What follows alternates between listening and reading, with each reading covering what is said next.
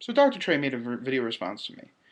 But unfortunately, he doesn't know how to download a video or use a screen capturing device or, organize his thoughts in a way where he wouldn't need my video as a visual aid. So he recorded this video, and it was absolutely ridiculous. It was just him basically making fun of me and not really addressing my points in any way, shape, or form. So basically, let me address a few points that he actually brought up, which weren't that good anyway.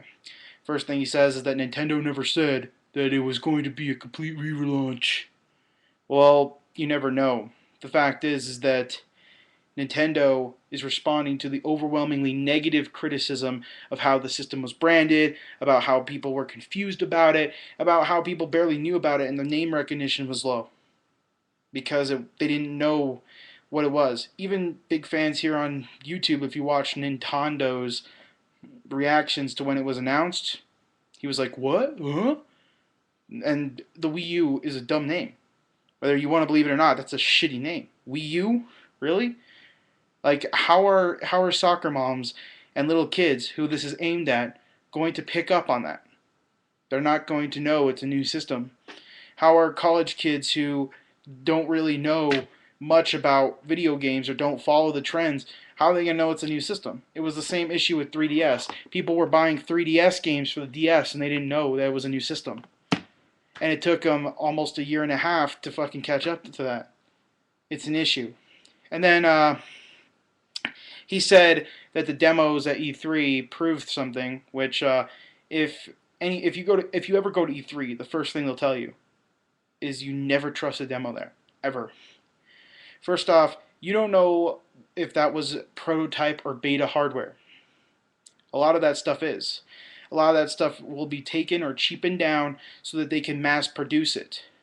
They show their best stuff off at E3 to show that, that the hardware is competent. I mean, come on. That's why when I went to E3 and the Kinect was announced, they had all these extremely hot girls dancing on stage showing off Dance Central. And you could go and dance with the hot girls. That was one of their features. They're showing it off. And, really, in reality, that climate would never really work with the Kinect too well. And it was a beta program, and it was designed to make you actually better when you are. Because for some reason, I was a lot better at Dance Central around hot women in a closed tent-like environment in the harmonics booth than I was at home in my living room, where it was a more controlled environment. And there's been various accusations and proofs that Microsoft altered with the Milo demo, and it's a common thing to never trust a demo. The demos are always either better or they show off new hardware, or a lot of them are just running on PCs. PCs that are running beta programs that they don't know it'll work on the hardware or not, because Nintendo's still developing the hardware. You have no idea how the Wii U is going to be. And when they re-announce it, you'll see that it could be something completely different, as we saw with the Revolution and the Wii. Within 1 year, that was a whole different project. But, of course, you're not going to address these points because you don't want to accept the fact that you might be wrong, because you're selfish and arrogant. But let's go on to what you said about Street Fighter, which was stupid. You said that I was dumb for saying that it might be different on the Wii U because of what I said about on the iPhone. If you played Street Fighter on the iPhone, you know that it's a completely different game than the regular Street Fighter. And you know that it doesn't have the same problems as the 3DS version, where someone I knew even made a video showing off that you could basically infinite someone to death and never really play the game online, make them quit. It's easy for griefing, and it's a really shitty move on their part. And if it was a one-time thing, I would have seen it, but it was Super Street Fighter 4. I think Dead or Alive followed that, but I know that new Tekken game definitely did it on the 3DS.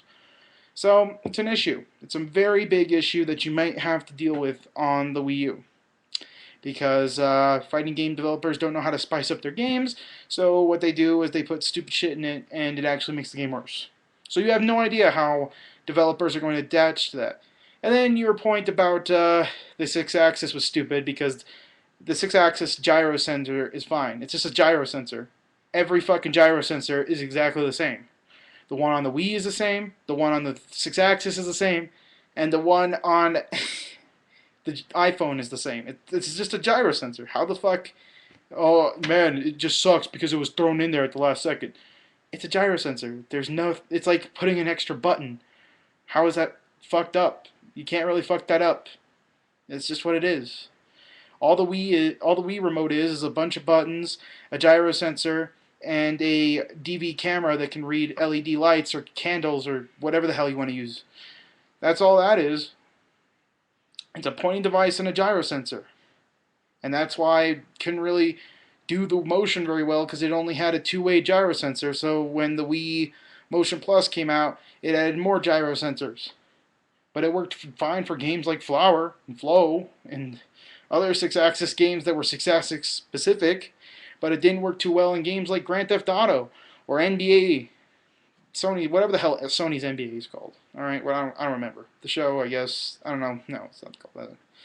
Oh, whatever the hell it's called. But it didn't work well for those games because it wasn't implemented correctly. So there's no proof that they're going to implement this shit correctly. Like, you could have Batman Arkham City, and the only way you could do a certain thing is to use the touchscreen. Therefore, you're going to have to pull out your stylus or push really hard down on the composite fucking touchscreen because they can't use a... I don't know if it's the composite or whatever the hell. The shitty touchscreen, the one that's not heat sensitive. They're going to have to use that one because it's too expensive to use one on, like the iPad and the iPhone have, because it would be so overwhelmingly expensive. The controllers would be like $300. And that's another issue they may have to deal with because their solution for that was just to have a bunch of people with Wii remotes. But for split-screen games and stuff, how are you going to really deal with one giant tablet controller and several Wiimotes and classic remotes? It's ridiculous. So they definitely have to rethink the whole console and how that works. And then to address your last point about Perfect Dark Zero, I think I might have addressed it in the video, I don't know, because I had to re-record this.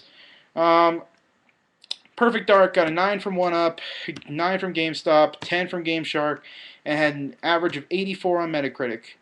All launch games are rated highly because there's not much on the system to compare them to, and journalists are hyped up. So I don't know where you got that it was universally panned. I have yet to find anything about the trade-in stuff. I googled and binged it and I couldn't find anything. So I assume either it was a local issue or you're just making shit up. But whatever the case is, I have no idea where that came from because there wasn't even enough 360s sold to make it the most returned game of 2005. I mean, it was only out for fucking a month in 2005. And that would be pretty incredible that Microsoft could sell. I mean, they could sell back over 2 or 3 million copies to the GameStop. So I highly doubt that your information's correct.